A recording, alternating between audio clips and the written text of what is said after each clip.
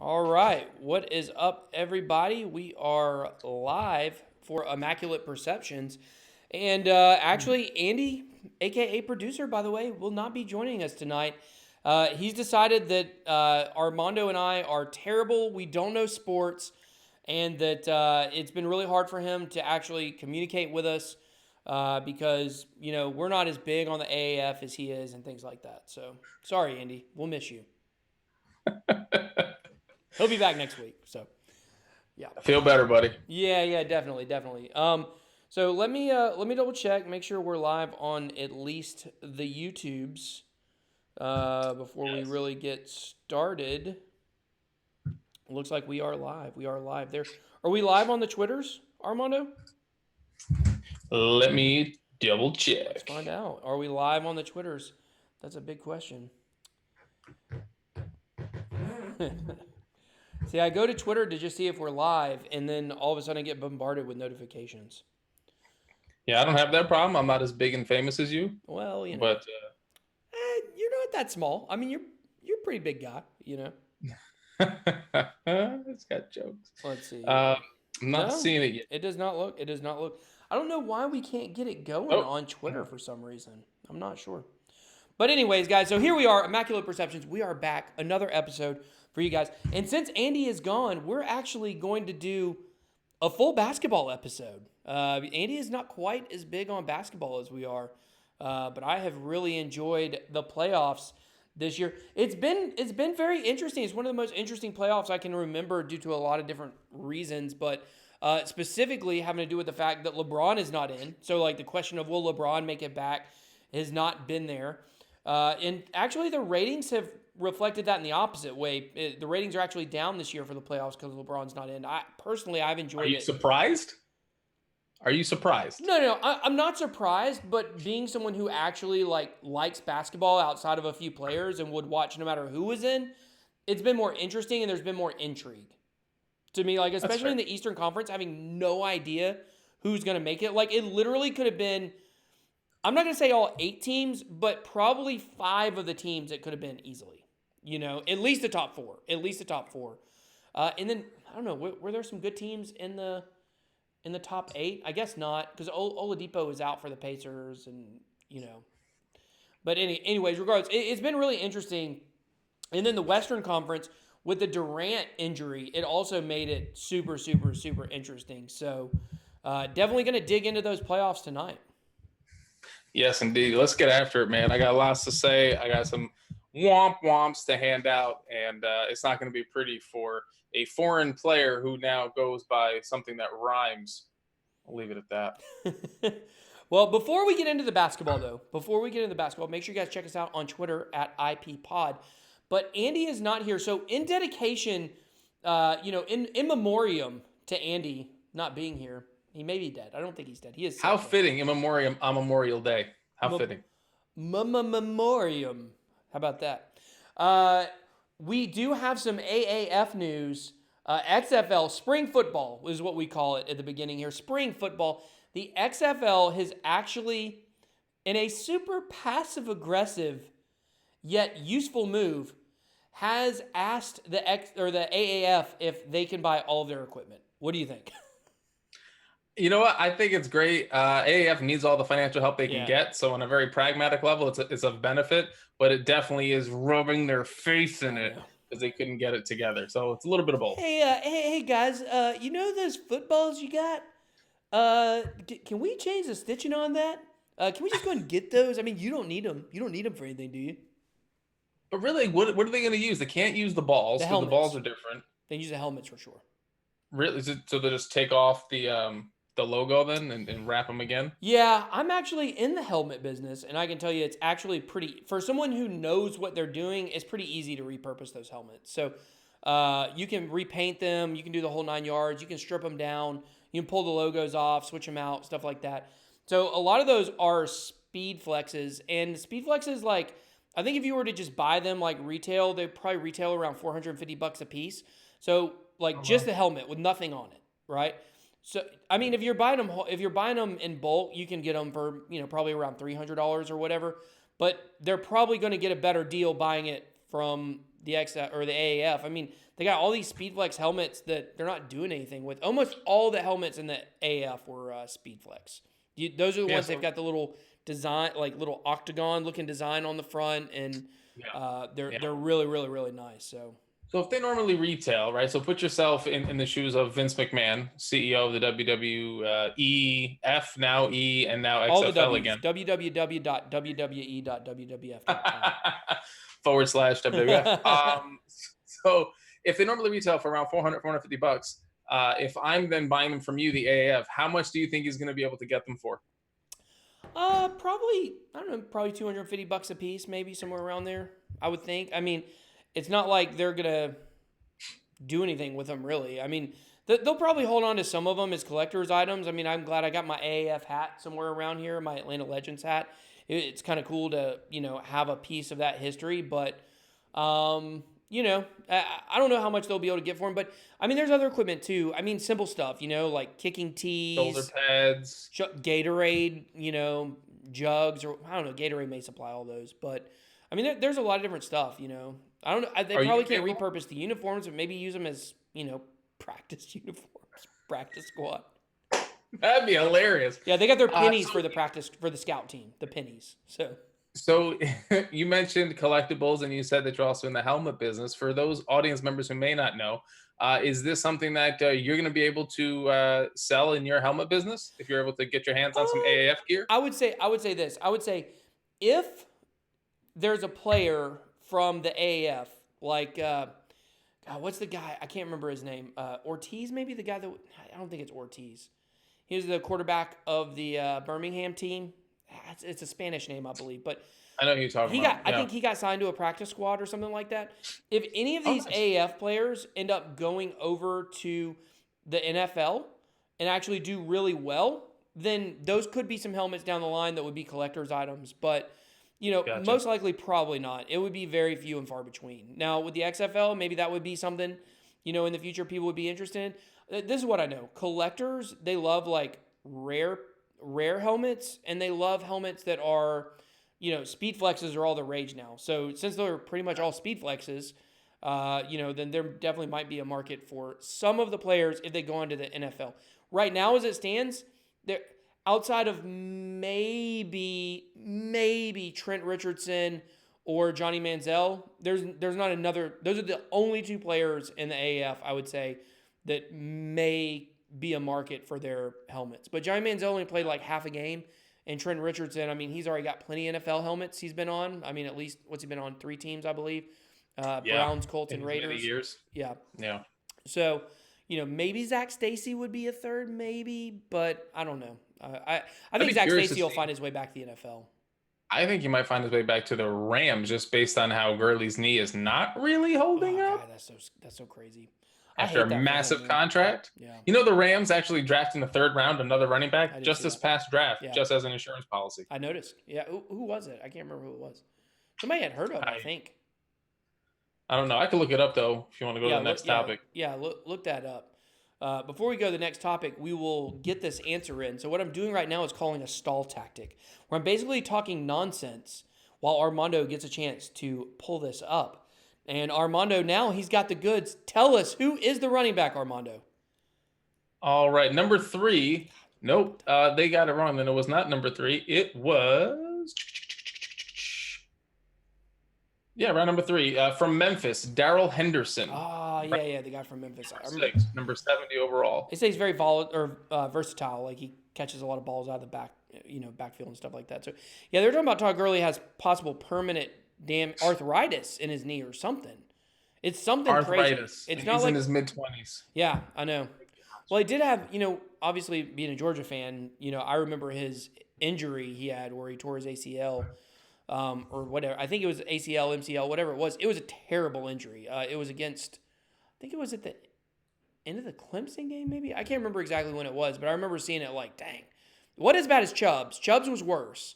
The fact that Chubb is, killing it in the NFL right now is really a testament to how hard that guy works. But Gurley and Chubb are 2 of the best running backs in college. They're not Bo Jackson or Herschel Walker, but Todd Gurley was I'll say this. Todd Gurley was the best college running back I had seen. Adrian Peterson's the only other one that really stands out to me is ones that I actually saw with my own eyes play in college. Todd Gurley was unbelievable. And do you remember when he got suspended because that guy, he was charging for autographs or something? Faintly, yes. Yeah. So Yeah. I actually played poker with the guy who was the source of all that. Like No kidding. People in Georgia wanted to hang the guy. Like he had crowds of people outside of his house. Like it was really, really, really bad situation. So What? yeah, I actually knew the guy. I played poker with him a lot, and he still says, or I can't say this day. I haven't talked to him since probably a couple months after it because he basically disappeared. He said back then that there was a memorabilia company that was really behind the whole thing, and they basically outed him. Kind of blamed it all on him, but it was really a memorabilia company that was behind it and stuff. So He was a scapegoat. yeah, he was a scapegoat. That's what he claims. But those Georgia fans are rabid. They don't care. I mean, there were people that wanted to hang that guy for sure. He got a lot of death threats and all kinds of stuff. People take this stuff way too seriously. But It's just the game, folks. It's just the game. and I'm that person. But anyways, okay. So all right, let's move on. Let's talk about topics at hand. We're talking basketball, NBA playoffs. Let's start with the Eastern Conference Finals. We had the Bucks versus the Raptors. We had Giannis Antetokounmpo versus Kawhi Leonard. And man, does one person coming from the Western Conference to the Eastern Conference make this big of a deal? The answer is yes. I tell you, watching the series, I was very hopeful. In fact, I had a running bet with my brother, Joe. Joe, if you're watching, still owe me a dinner from round 2 bet that we made. But I was really looking to see Giannis make that next step in his evolution. He's only 24 years old, but he's increased different facets of his game, improved every year. And they were up 2-0 in the series. They held whole court advantage, and I'm feeling really excited. I said in a couple episodes ago that Giannis is like my new favorite player, and he's the future of the NBA, and I'm excited, and I'm all in. Fear the deer, the whole 9 yards.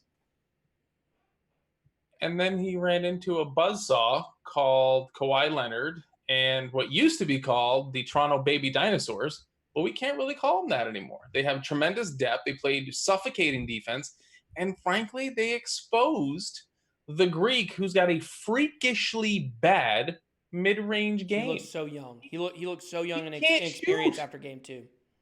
He's literally a more slender, more cut, slightly more freakishly athletic version of Ben Simmons, who can pass almost as good as Ben Simmons. He can't shoot. It was really disappointing to see just how one-dimensional Milwaukee's offense looked. Once, I think it was in Game 3, Coach Nick Nurse of the Toronto Raptors said, "You know what, Kawhi, you're our best player both on offense and defense. Guess who your new assignment is on defense? That tall Greek guy." And he stuck him on him, and from then on, Giannis was not able to get shots off the way he used to, and Kawhi suffocated him, and it showed. And I tip my cap to Kawhi Leonard, man. He balled out, and very, very disappointed in how the Bucks could not make any adjustments. They didn't have a second pitch, so to speak, and he missed a lot of shots too. I mean, he missed a lot of layups. He missed. There were certain times where he had the ball right next to the rim, and you just knew you were watching it, and you're like, turn around and put the ball in the net, and he's looking for an outlet pass, or a pass out by the perimeter. And, it just became really apparent that he shrunk. After those first 2 games, once Kawhi got on him, he absolutely shrunk. And it's just so funny to me to watch the sports conversation and how much things shift. I literally watched Colin Cowherd one day on his show with, I can't remember who was with him, some basketball analyst, maybe it was Chris Broussard, can't really remember. And the conversation was, okay, now, especially, if Kawhi leaves, even though he's there in Toronto, the Bucks are the new dynasty. If you're looking at a team to replace the Golden State Warriors as the dominant dynasty in the NBA, it is the Bucks. They were up 2-0, and in game 2, they throttled the Raptors. It wasn't even close. So, funny how quickly it changes to the Bucks dynasty to Giannis shrinks. Kawhi Leonard is now maybe, some people are saying, the best player in the NBA, especially with Kevin Durant hurt and, LeBron who still had an MVP caliber season if he wouldn't have been injured last year. But, Kawhi, to me, and I'll say this about Kawhi. Kawhi is the most athletic basketball player I've ever seen. Really? Yeah. He is the stuff that he does athletically. Now, people say Russell Westbrook is the fastest basketball player. The fastest basketball player I ever saw with my own two eyes, without question, was Derrick Rose's rookie season. No question. He was faster than Westbrook. But in terms of overall athleticism, and what I mean by that is, like, how far that man stretches his arms when he tries to steal a pass, I've never seen anything like it. He looks like Elastic Man out there. So let's actually show a clip of a dunk that he had this week against Giannis and the Bucks. Here we go. Let's check this out. Middleton goes behind the back and lost it. Lowry with the steal. He has Giannis behind him. Boom! That is a heck of a dunk. Leonard over Giannis Antetokounmpo. I think they'll show a replay of it here in slow-mo. Hopefully. If not, they missed a great opportunity. Here it comes. So here it is again.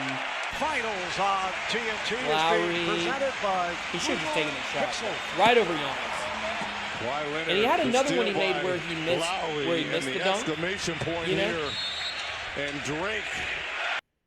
It's interesting. They said, like, oh, he posterized Giannis and stuff. But really, though, if you go back and watch the replay, Giannis was trying to be the help defender, just stuck his hand up in an attempt to try to make a play on the ball. He wasn't already there jumping straight up. I mean, it is no Scottie Pippen, Patrick Ewing. No. But it was still a great dunk. And, then he falls down afterwards with all the momentum. The crowd gets hype. Drake's giving massages to the head coach, the whole thing. Yeah, that was that definitely made big waves. I mean, Budenholzer even said something about it in post game after game 5 or game 4.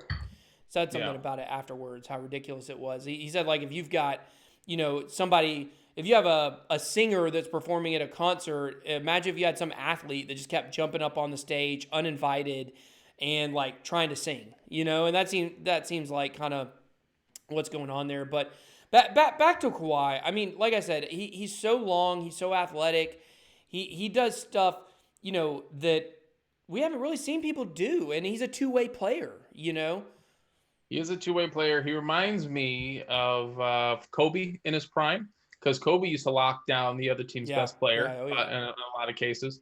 But in terms of just the build, maybe a little bit better now, just comparing eras. But if I just blur out the face and the jersey and just look at bodies and how they're up and down the court playing defense on both sides, he kind of reminds me of MJ. He kind of does. Well, this man could dunk from the free throw line with ease. Like, we've already seen over the last couple weeks, several dunks in transition with defenders there, jumping from about a foot inside the free throw line. If there was nobody in front of him, like, he could easily dunk from the free throw line, no question about it. I do think Giannis could as well, though. When you talk about most athletic, I'm probably going to lean his way because he is that much longer and can jump out of the gym. Yeah, I agree. Like, I understand what you're saying, but he has, like, the body advantage of just being absolutely huge. Like, Kawhi, how tall is Kawhi Leonard? Like, he's not 7 foot. He's probably 6. Maybe? Yeah, I would say 6'6" or 6'7". But his arms are so freakishly long, and his hands 6'7". Yeah. Yeah, he's 6'7". So, like, what the Greek Freak is doing, I mean, for a center or power forward, like, definitely is very super athletic for his size. Kawhi Leonard is just like an average size basketball player. He does have the freakishly long arms and the big hands. But outside that, like, I don't know, man. I guess really it's on defense that he does stuff that guys his size should not be able to do. That's fair. I'll give you that. You know the new nickname they're giving him now? The Cyborg? Well, I think I heard that once, but apparently now that's not even the newest thing they're calling him. What's the newest? The Claw. Oh, the Claw. Yeah, I've seen him called the Claw before. Because, like, defense, whatever else. But I have a hard time hearing that and not thinking of Jim Carrey and Liar Liar. The Claw! And that whole thing. Yeah. Well, the thing about it is like, he is... The reason people call him a cyborg because, like, have you ever seen the laugh video of him laughing? Yes, I have. He looks like a he's like, if you watch him after the interviews, like or after the games, you've never seen a drier interview than a Kawhi Leonard interview. Oh my gosh, it was so funny. We should have a clip of this. I should have pulled a clip of this up ahead of time. But it was the game after Game 6 when they won. Now keep in mind, Kawhi Leonard had to hit that game-winning shot against the 76ers to even get them to this point. Sure. But so they win Game 6. It's a close game. Goes down to free throws, and Siakam nails one of them, and the game's pretty much over. And so they interview him after the game, and the sideline reporter goes, "How is the team feeling right now?" And he goes, and he's so dry too, like, to be honest with you, I haven't even had a chance to talk to anybody because we just won, and I'm just standing here talking to you, and I need to go back to the locker room and see how everybody's doing. It was the funniest, like, most literal, like, definitely this guy is a robot. You know, he's definitely a robot. He's not human. He knows the exact right thing to say. He doesn't give you the coach speak or the player speak that they say after games. Yeah. You know, and it's both a blessing and a curse. I was listening to sports radio earlier, you know, and this is his last year of his contract as he got traded. You know, he didn't sign an extension. There's been zero mention of any contract talk. It could have been a distraction. It wasn't, you know, and so no one's going to feel, if he decides to bounce or stay, no one's going to feel any kind of way because he never set up anybody to have any expectations because he doesn't talk, you know, and on the one side, that's really good. It's going to free him up from all bad press, etc. On the other side, I think he'd have a lot more fans if he would be a little more animated. So you don't care. Have a little bit more of a personality, but it's just not his way. And Doesn't care. I think some fans have a tough time gravitating towards him because he's not very engaging at all. He strikes me as the kind of guy that's going to be like Barry Sanders and retire 4 or 5 years early, and everybody be like, why? You know, he'd be like, I played basketball, I won. He's already won a championship, you know.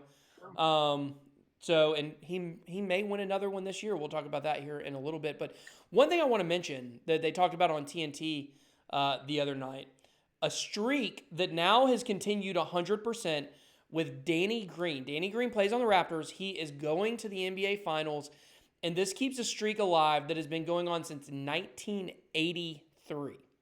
Are you ready? That was the year I was born. Go ahead. Gosh, you're younger than me. Since 1983, a teammate of Shaq's has been in the finals every single year.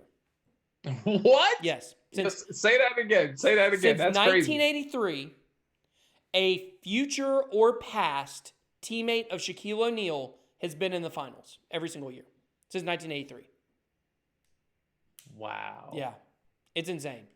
It's like 6 degrees of Kevin Bacon, except it's 1 degree and it's Shaq. Yeah, he played for 6 teams. So he played with Danny Green on the Cavaliers when LeBron was there before he went to the Spurs. So, yeah, very, very interesting that, you know, and Danny Green was the only player still alive in both the finals, Eastern Conference and Western Conference, that had the chance to continue the streak. And sure enough, he did. So, who knows? Maybe next year we'll see LeBron back. So that would continue the streak as well. But since 1983. Wow. It's insane. That is insane. Yeah. I wonder if there's like some people pulling the strings behind the scenes that we don't know about. The lizard. You know, like, oh, this crazy bet. It won't happen. It's the flat earthers. Oh, crap. That's you. Okay, anyways. You know what? We can go there. No, we'll spend the rest of the conversation. We can go there, right? We're not going to the edge because we'll fall off. But anyways. Well, you can because the ice wall surrounds it. Kind of like the white wall in Game of Thrones, except it can't be busted. Gosh, because there's no White Walkers. And just as disappointing, I guess, as Game of Thrones. But anyways, yeah. So I want to throw that in there. So let's move on to the finals. We already talked about last week. We talked a lot about Golden State going to the finals. It was already pretty much a done deal. So let's go ahead and move into talking about what do we think is going to happen in the finals. Do we think the Raptors have a shot? And I'm going to make a case why all season long I've said no team has a shot against the Warriors. Even when Kevin Durant went down, I said the Rockets don't have a chance. The Blazers or the Nuggets don't have a chance. Nobody has a chance. But I'm going to actually tell you why right now. I actually think I'm going to make a case for the Raptors winning. Now, ultimately, if I'm betting on the Warriors to win in probably 5 games. 100%. But I want to make a case for something interesting that could happen. First of all, the Raptors 2-0 versus the Warriors this season. 2-0. Neither team was at full strength, but go ahead.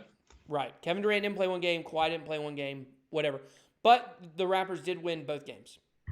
Meaningless regular season, but go ahead. But I will say this. If you go back to the last time a team seemed to have a chance at beating the Warriors, it would have been in the Western Conference Finals about, I think it was 3 years ago. Yeah, it would have been 3 seasons ago in the OKC 3-1. No, that would have been the very beginning of this run. That would have been 5 years ago, I think. But I'm talking about once they had Durant. Now, granted, they don't have Durant now, but once they got Durant, the only team that looked like they had a shot was the San Antonio Spurs. Game 1, Western Conference Finals, the Spurs were up by 25 points at halftime. Game 1 in Golden State. Kawhi Leonard, I believe it was either the end of the second quarter or beginning of the third quarter, jumps up to shoot a three-pointer. A lot of people say it was a dirty play. Zaza Pachulia puts his foot down. Kawhi lands on Pachulia's foot. Out for the rest of the series. Dunzo kind of actually leads into all the problems he has, ends up leaving San Antonio over it. But Kawhi Leonard was decimating the Warriors at that point. And that series may have been different if Kawhi Leonard does not go down. So Kawhi Leonard is what I would consider to be the only person I know of that seems to always have good games against the Warriors. And the pace of the games that the Warrior has now, where they're constantly shooting three-pointers again and spreading the ball around the pick and rolls, that pace, the fast pace, as opposed to giving it to Durant and letting him go in isolation, it actually favors Kawhi Leonard. I'm not going to say it favors the Raptors, but it favors Kawhi Leonard. So I'm just making a case. I still believe the Warriors will win in 5 games. Let me go ahead and make the case. Let me go ahead and make the case why you're wrong, because that's what I do best. Yeah. And first of all, before I even go there, I'm going to backtrack because you said the only time that the Golden State Warriors looked vulnerable, and that's just simply not true. Just last year, they were against the Houston Rockets in a 7-game series and were down. And it wasn't until Chris Paul went out on injury that entire series shifted. So the Rockets absolutely gave Golden State all they could handle, and they ended up falling short. But to say that Kawhi Spurs were the only ones, not true. But anyway, moving on to why Golden State has every reason to win this and the Toronto Raptors do not. So, yes, Kevin Durant is out with an injury right now. He's definitely not going to play game 1, probably not game 2 or 3. But he will, I suspect, come back to play at least one game if it gets to 6 or 7 games in the series. You have Kawhi Leonard and a bunch of dudes. Now, some of them are B players. Some of them are C players with high energy. But aside from Kawhi Leonard, no one can get their own shot. Fred VanVleet. The only reason Marc Gasol started catching fire. VanVleet's a flash in the pan. But Marc Gasol and Siakam are good players. Marc Gasol is 500 years old. And Danny Green. And Danny Green is 500 years old. Fred VanVleet's young, but was trash. And then his wife gave birth to their baby, and all of a sudden he caught fire. Yeah. That's not sustainable. He caught lightning in a bottle. I don't think VanVleet will be a significant player in the series. No, but he was a significant player against the Bucks. Yeah, but I'm just saying we see it from guys. We see guys get hot, make some shots, yada yada yada. At the end of the day, the Golden State Warriors are one of the best defensive teams in the league, and they're going to say, okay, Draymond, for one quarter, Kawhi's your assignment. For the next quarter, Klay, who's also a really good defender, Kawhi's your assignment. Okay, we can go back to Draymond Green, or we can grab somebody else off the bench who now, because of KD's absence and because Golden State has been so incredibly dominant, all of their the vast majority, if not all, of their bench players have gotten lots of minutes, a lot of run, and so now they have confidence coming into the final legs, the final stretch of the playoff run. So all they need to do is just be a defensive body to bang around Kawhi Leonard, send him to the line, okay, and be a nuisance. But besides the role players who got plenty of run over the last series because of KD's injury and just the sheer domination by Golden State, you have two of the best defenders in the league in Draymond Green and Klay Thompson. They're going to give Kawhi fits. And if he's got to expend all that energy on offense going against those two dudes and then guard, who are you going to guard? Steph, Klay, Draymond? He's going to be exhausted. Yeah, load management. They're probably going to put him on Klay. That's probably who's going to end up playing. I believe. Maybe so, but you know what? It's not going to be enough, and they're going to need a Herculean effort from the supporting cast, and they're not going to get it because they don't shoot threes nearly as well as Golden State. And I suspect the games will be close up until about halftime. Golden State will make that patented third quarter run, and they won't be able to come back because they can't shoot the ball that well. Well, you know, the Raptors do have the home court advantage here, which is very interesting because Toronto is a tough place to play. You know, you're having to go to a different country. It's probably not that comfortable for, you know, a lot of these players. This is the first time, by the way, in history that the NBA Finals will be played outside the United States of America. So now, I'll say this. I'm not a huge fan of Canadians, so I'm going to be pulling for America here. But I do like Yeah, I hear you. And their politics are absolutely terrible. But if Golden State goes in there and steals game 1 or 2, it's a wrap.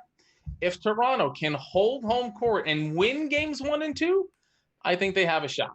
If they can be physical with Ibaka, with Siakam, and rough up some of their other players. Ibaka. Yeah, Ibaka's on there too. You know, he's not an offensive machine, although if he can give them 15 points a night, watch out. But if they can be physical, the way the Rockets are physical, the way the way LA Clippers are physical, they have a chance. Yeah. I just don't see that happen.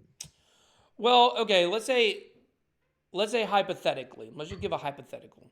Steph hurts his ankle game 1. He's out for the whole series. Okay? The Raptors would have a great chance to win at that point. They probably would win without more Steph. than 50%. Yeah.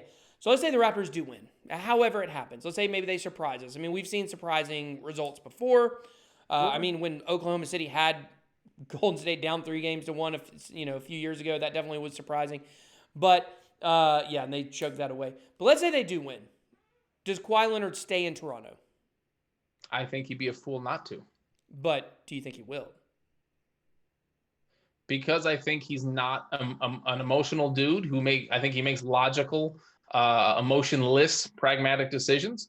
I think he weighs all the pros, all the cons. It sees there's very little cons, and he might be a reason to attract certain free agents to maybe come play with him, repeat champions, beat the big bad Golden State, and do that. I think if he wins, he obviously would be the NBA Finals MVP.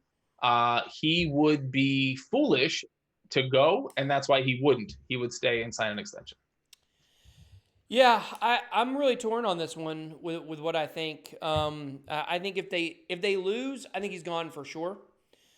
For sure. Yeah, I think so. I mean, it's Raptors, you know. But he got this far with a bunch of dudes. Yeah, but look, superstar. Yeah, but look, he went from San Antonio, which a lot of people would say is like one of the greatest places to stay, and for so many reasons.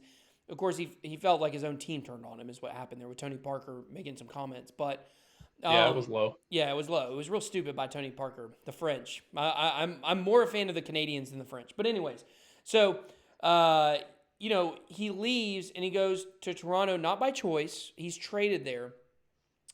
And what are the perks of being there in Canada other than having the adoring fans? I mean, not much. I'll tell you. I'm so glad you asked. One, he's got one of his good friends, I think is an assistant coach or somebody or a trainer on the Raptors staff. Okay.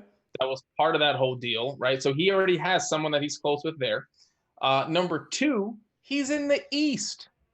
The only people he's going to have to contend with is going to be the Bucks for the next 6-7 years. Yeah. He can do almost what LeBron did and keep representing the Eastern Conference in the finals for the next half decade. Yeah, but everyone's in the West. I don't feel like that's that strong of an argument because number really? one, that's how LeBron built his legacy. No, number one, I feel like there's a great chance that KD and Kyrie Irving end up at the Knicks. We'll talk about Kyrie Irving maybe ended up in the Lakers in a minute, but I think most likely Kyrie and Kevin Durant, I think they were roommates in McDonald's All-American game or maybe it was Team USA, yeah. They're roommates somewhere, so they supposedly have a really close relationship. I think they probably end up in New York, and when that happens, that changes the entire dynamics of the Western Conference. I think it does. Now, all of a sudden, you have Clay. The entire dynamics of the Western Conference? Yes. He's already not even playing in the Western Conference, and nothing's changed. Yeah, but you have the let's look at the teams in the West. You got the Nuggets, pretty good team. Very young, very young. You got the Rockets. You got the Rockets, choke artist, can't ever win the big game. Dysfunctional AF, dude. Dysfunctional AF. You got the LeBron Lakers that I actually don't believe will get a single big name free agent over the offseason. So you'll have, I think they'll get one. Maybe. I don't think so. I mean, I'll be surprised if they get Kawhi. Obviously, they're not getting Durant. They may get Kyrie Irving. He's their best chance. They're not getting Anthony Davis. That's how the four biggest. I just thought of this. The four biggest free agents this upcoming offseason. I'll start with the letter K: KD, Kawhi, Kyrie, and Kemba. Wow, good thing it's 4 and not 3. So, anyways, yeah. So then you got the Warriors, which right now, like, yes, things look good, but see, if KD leaves, now all of a sudden there's a chance Clay leaves too. I mean, even if Durant goes back, if KD leaves, they can give Clay max money. He can't sign. Did you know he can't sign a supermax contract because he didn't make the All NBA team this year? I do know that, which is why it's that much more feasible for Golden State because they don't have to pay him as much. Fair enough. Maybe it's conspiracy, but there is a chance that Clay goes somewhere else. There's a chance next year there is a chance that we're looking at Steph and Draymond and Iguodala. Pretty much it. Now, I think they would probably add another big name piece. I don't know who it would be. But Golden State would be foolish with a capital F if they let Clay go. Well, but the Splash Brothers are the best shooting backcourt in NBA history. No question. Ever. No question. Ever. Absolutely. That's what NBA history means, but that's fine. Why would they let him go? They wouldn't. I hate you so much right now. But they wouldn't. But he doesn't. But it's his choice. He could choose to go to somewhere else. See, because here's the thing: as long as he is in Golden State, he's in Steph's shadow. Steph, the greatest shooter in NBA history. I don't think it's even close. The things that he does with the basketball, insane. Agreed. Clay, probably also a top 5 shooter all time in the NBA. And he will never be recognized as the superstar that he is unless he's on his own team and not necessarily leading a team, but like he could go somewhere like, let's say he went to New Orleans. I'm not saying he would go there, but I'm just saying hypothetically, if he went to New Orleans where you had Anthony Davis, who's a totally different kind of player, Anthony Davis is not staying. I know. Anthony Davis is not I'm saying staying. hypothetically. This is a total hypothetical. Right. I'm just using the example of him as a player. And you had Clay as the shooter on that team, and you had Anthony Davis as the inside man, then even though Clay's still not the best player on the team, like, he gets recognized as the best shooter, So I think there are some incentives for him to want to go other places. A lot of people said he's interested in the Lakers, which, once again, I don't think will happen. But, I'm just saying, Kawhi Leonard's decision to stay in the East, like, it isn't as cut and dry as, like, oh, you stay in the East, so you'll be in the finals for sure. Like, would you want to play, like, if KD and Kyrie Irving go to the Knicks, and a lot of people say that, they might be joined by even a third player like Anthony Davis, and I don't think that will happen either. I don't know where Anthony Davis is going to be. He might be in New Orleans next year. But, or like, let's say they added another big name shooter on top of those guys. Do you want to face Kyrie Irving and Kevin Durant? You might as well go out west. It's going to be like the same thing that you're facing against any of those teams. I mean, Kawhi Leonard and Kevin Durant are 1-2 best players right now. LeBron could make a reappearance next year, back as the best player possibly. But Kyrie is not a top 3 player. Did I say Kyrie? Yes. I did not mean Kyrie. I meant KD and Kawhi. Sure, So, yeah, for sure. So if KD goes to the East, then Kawhi is being either the best or the second best player in the NBA. Would you want to stay in the same conference, or would you want to go out west? I just don't think it's as cut and dry as you make it sound. I'm going to drop some knowledge on you real quick. Klay Thompson. I'm out. Relax. You are the weakest link. Goodbye.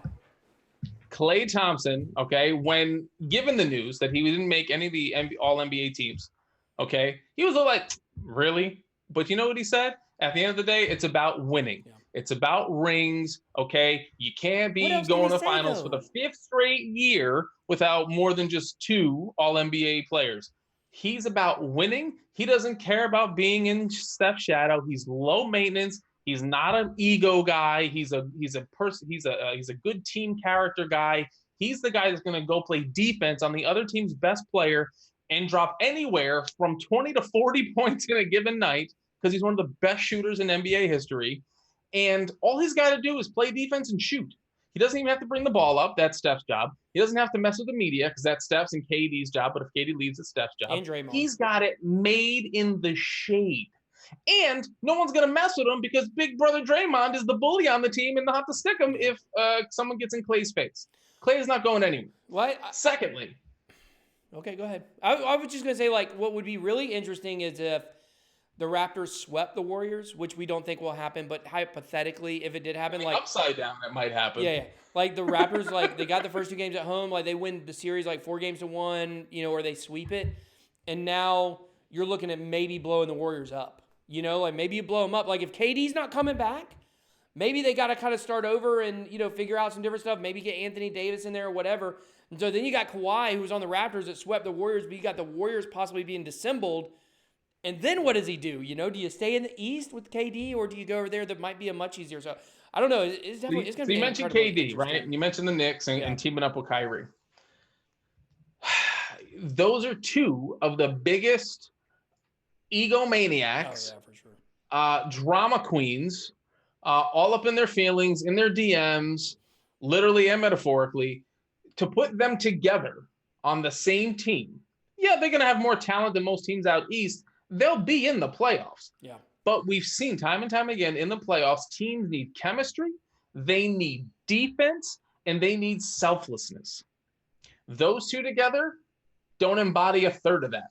Kyrie is kind of a liability on defense. KD, from his length and his athleticism, can play defense when he wants to. Fine. But the 2 of them, it's not going to be a match made in heaven the way people think. So they can go to the East, or Kyrie's already there from Boston. They can go play on the Knicks. They're not going to be a threat to Toronto if Kawhi stays and runs it back. Yeah, but they're probably going to have a third piece as well. I don't know who that third piece might be, but they're probably going to add a third piece. They think they're actually in a decent position to be able to sell that. Like, let's say that this is a scenario. Like, let's talk about free agency. So that's something we wanted to move on to. Before we do that, though, what's your official pick for the finals? I think it's going to be a gentleman's sweep 4-1 Golden State. Same. I feel the exact same way. So look at that. We agree. We agree. Oh, I got that shirt. I have that same shirt. Y'all need Jesus. Mine's light blue. Yeah, we do. Yeah, we do. So, moving on to free agency, though, here's why the Knicks feel like they're in a good position to get Anthony Davis. Because they have the number 3 overall pick, thanks to the draft lottery, and the Pelicans are getting Zion Williamson. So, people are talking about the Knicks packaging that 3rd overall pick along with, I don't know, maybe Knox or, somebody else is on the team, sending that to the Pelicans in return for Zion Williams or for Anthony Davis. With that 3rd pick, the Pelicans get JT Barrett, and then you got Zion Williamson and JT Barrett on the same team.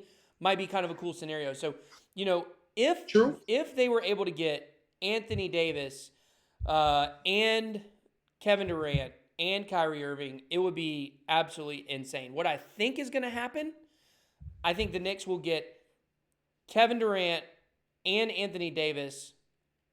Kyrie Irving, I'm not sure. We'll show a picture real quick of him in a Lakers uniform on Twitter. This actually made some rounds yesterday. Hey, look at that. Yeah, he's considering the Lakers. He's in LA right now. I think he's still in LA. He was last night. I think he had dinner, went to a club with LeBron. So here's a picture of Kyrie wearing the number 11 Lakers jersey. And this was only fueled more by the fact that LeBron liked this photo. So LeBron liked this photo. People are thinking he's trying to sell Kyrie Irving on coming over to the Lakers. So I just don't know who the Lakers are going to get. So I don't know. We'll see. Yeah. It'll be an exciting time. I'll tell you what, man, the NBA has done a lot to really keep interest going long after the season is over with off season and free agency and all that. I got to tip my cap to the commissioners, past and present. They've done a good job with that. We're still talking about it, and we will be for the next several months. Yeah. Yeah. Definitely very interesting time in the NBA. You got a lot of big-name free agents. You got a lot of exciting draft picks coming. My hometown, even though Lakers are my team, still, the hometown Atlanta Hawks are a pretty interesting team right now also with Trae Young, John Collins, and the number 8 and number 10 picks. And I think they re-signed the oldest player in the NBA. Who's that? Vince Carter. Oh, snap. He's still playing. Yeah. Way to go, Vince. I think Vince Carter could easily move into like a player coach kind of role, kind of like Juwan Howard was at Miami for those last couple runs with LeBron. He was on the team, but you could tell he was already kind of starting to coach. See that with Vince Carter right now. And your boy Juwan Howard actually got a job at Michigan. Isn't that your college team there? Let's go blue. Let's get it. I'm excited. Yeah, I guess. Something excited in Michigan. A lot of people say it was like the welcoming back of the Fab Five, So, but I didn't More about Juwan, but that's a good unintended consequence. What's that? Juwan's a high-class guy from all accounts, and he bleeds maize and blue, right? It just happens to be that he was on the Fab Five. So this, him coming back home to Michigan does open the door for the reconciliatory process for the Fab Five because there was some drama there. Seems that's all been squashed, and they're all going to rally around Juwan. So I'm excited, and I look forward to seeing them being very, very competitive in short order. I didn't even know John Beilein had left. He's coaching the Cavaliers now. I did not even know that. Did you know that? Wow. I actually didn't. I didn't know that either. People kept saying, they were saying, I like the move better for Juwan Howard going from the pros to college instead of going to the college to the pros. And I finally figured out what they were talking about. Yeah, John Beilein is the coach of the Cavs now. So what a terrible job to walk into. Why would you even want that job? What a terrible job. Because it pays better, I guess. I don't know. Probably does pay better. That is probably a good call. And I don't know if he has history with Cleveland at all, or I don't know where he was before he was at Michigan. He was at Michigan for a long time. Yeah, Ann Arbor to Cleveland is not very far, so it was an easy commute, easy transition there. Yeah, so let's finish this up. Let's move on to our 30 seconds of fame. You got anything? I do, and we're gonna keep with the NBA. Oh, 30 seconds to glory. That's what it is. 30 seconds to glory. Yeah. Kawhi, look, this is why you did your load management all year. This is why you sat out for 15, 20% of the games in the regular season. And so far, you've put up. You've had game-winning shots, game sevens, the time running out. You've played monster defense. You've had some crazy highlights. You've got a new nickname, the Claw. But now's the time to show San Antonio why they made such a big mistake in trading you, / why you forced your way out. Stick it to Golden State, end the dynasty, make your stake. Boom. Boom. Glory. My 30 seconds to glory is going to be to you, Mike Budenholzer, who we affectionately knew in Atlanta as Bud Light after he got a DUI before he even coached his first game in Atlanta. And as an Atlanta coach, he led the Hawks to, I believe, 61 wins. Phenomenal. Number 1 seed. Then he left and went to the Bucks, which we all really questioned. And now he found himself again in the Eastern Conference Finals, this time up 2-0. And in 2 combined Eastern Conference Finals trips, he's won a total of 2 games, an average of 1 game per team per trip, as he won 0 in Atlanta. It's time, Coach Bud, to figure out what you need to do to get to the next level. A lot of people call him a poor man's Greg Popovich, and he's definitely a poor man's Greg Popovich because he has trouble adjusting in the playoffs. He actually has trouble adjusting any time his teams meet any kind of tension, and that's not good news for the Bucks. So will he be able to take the Bucks to glory? I don't know, but I just went to glory in 30 seconds. Boom. Boom. You got a flag, I got a wink. So that's going to be it for tonight, guys. Thank you so much for listening / watching. We may have had some audio problems in the very beginning before I clicked a couple things and fixed it. But thank you, everybody, for watching, and we will talk to you guys in a few weeks. Don't forget to check out our podcast on Twitter @IPPod or look us up on YouTube, Immaculate Perceptions. Talk to you guys later. Bye. Bye.